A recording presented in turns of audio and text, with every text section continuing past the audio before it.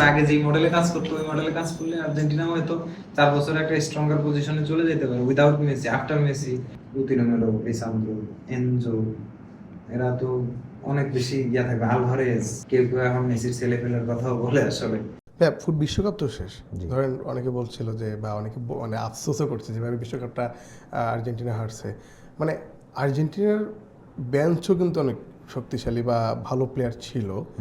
আমরা দেখেছি যে নিকোপাস বা আরও যারা যারা আছেন।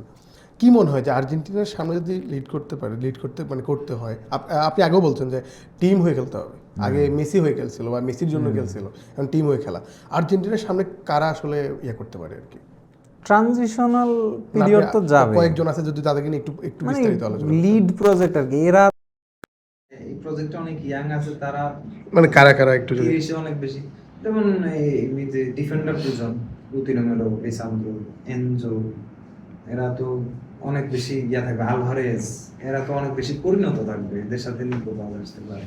কেউ কেউ এখন মেসির ছেলে পেলের কথাও বলে আসলে, সেটাও কতটুকু কি জানি না। 4 বছর অনেক লম্বা সময়, ফুটবলে 4 বছর অনেক কিছু বলতে যায়। তো সব মিলিয়ে আসলে দেখা যাক, ট্রানজিশনাল পিরিয়ড কারোর জন্য অনেক সহজ হয় না, বাট স্কালোনি যদি ট্যালেন্ট তুলে তুলে এনে কানেক্ট করতে পারে, আগে যেই মডেলে কাজ করতো ওই মডেলে কাজ করলে আর্জেন্টিনা হয়তো 4 বছর একটা স্ট্রঙ্গার পজিশনে চলে যেতে পারে without Messi. After Messi optical brighter photo catalyst active granule সমৃদ্ধ বসুন্ধরা পাওয়ার ওয়াশ, ঝলমলে কাপড়ে ফুরফুরে মন। মানে অ্যাজ এ টিম হয়ে খেলার নজির কিন্তু আছে। মেসি কিন্তু সব বাছাই করবো খেলেও নেই। হ্যাঁ, মানে ব্রাজিলের সাথেও এরকম একটা ম্যাচ আছে আসলে।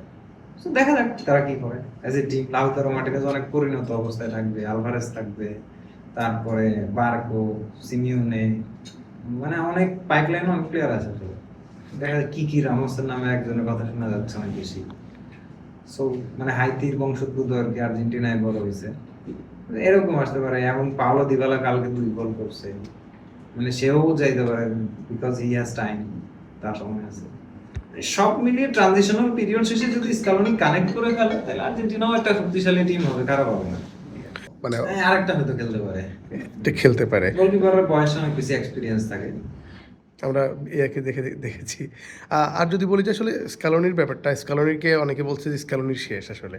তার যে দেওয়ার ব্যাপারগুলো বা তার যতটুকু দেওয়ার ছিল ততটুকুই শেষ, কারণ তার হাতে কে দেবে আসলে আর্জেন্টিনার পাইপলাইনে কোচকে, মানে সিমিওন। তারাও তো আসলে নিজের প্রতিদিনও তো ধরেন লং প্রজেক্টে কাজ করছে টটেনহাম নিয়ে, সাকসেস বলতে তেমন কিছু নাই, পেয়ে জিতে গেছে। কোচ ভালো, কিন্তু ওই যে মানে কনসিস্টেন্সিটা একটু কম। ইউএসএ নিয়েও এবার অনেক দূর গেছে, বাট মানে একটা পর্যায়ে আবার কলাপস করে গেছে। ভালো ফুটবলের ব্র্যান্ডই দিছে, অ্যাটাকিং ফুটবল, কিন্তু একটা পর্যায়ে কলাপস করে গেছে। সো দেখা যাক কে বা কারা কে আসে সময়ের ব্যাপার। মানে টিমটাকে লিড করার জন্য আসলে কে, মানে কারা, যেহেতু নতুন কেউ এসে তো লিড করে। আলভারেজ, লাউতারোরাই লিড করবে বেসিক্যালি। ওদের দুজনকেই আসলে অ্যাটাকিং লিডারও মনে হয়। সামনের দিকে অথবা ক্রিস্টিয়ান রোমেরো হয়তো ক্যাপ্টেন নিতে পারে। তারপরে যে মানে ক্যাপ্টেন ম্যাটেরিয়াল অনেকেই আসলে আছে। না, আপনি কাকে গিয়ে রাখবেন? আমার কাছে ক্রিস্টিয়ান রোমেরো ক্যাপ্টেন হওয়া ভালো হবে।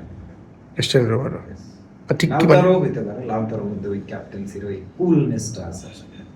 বাট মানে অ্যাটাকিং কাউকে না দিয়ে ডিফেন্সিভ কাউকে ক্যাপ্টেন দিলেই ভালো। সো ক্রিস্টিয়ান রোমেরো বেশি ফেভারিট আমার মধ্যে। একটু কুল থাকা বেশি ইম্পর্টেন্ট না? যে না, ক্যাপ্টেনের মধ্যে আগ্রাসন থাকতে হবে, আর আর্জেন্টিনায় আগ্রাসন অনেক জরুরি জিনিস। তা না হলে ওরা ফুটবলে আইডেন্টিটি হারাই ফেলবে। ওরা যেটা, ওরা সেটা থাকলেই ভালো খেলবে আসলে। মানে বডি টাচের যে একটা ব্যাপার, মানে ফিজিক্যাল ফুটবল, একটু আগ্রাসন, তা না হলে নিজেরাই আসলে গরম হইতে পারে না।